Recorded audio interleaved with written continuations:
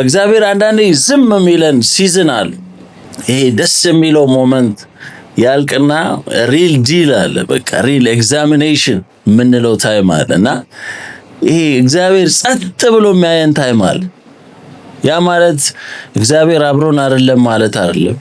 እግዚአብሔር ረስቶናል ማለት አይደለም። ግን ከሱ ምንም የማንሰማበት ሲዝን አለ እና ያንን ሞመንት ሁላችንም ላይፍ አለ። በቃ ነገሮች አክቲቭ ይሆኑና የሆነ ሰዓት ላይ እግዚአብሔር ምንም የማይለንን ታይም አለ።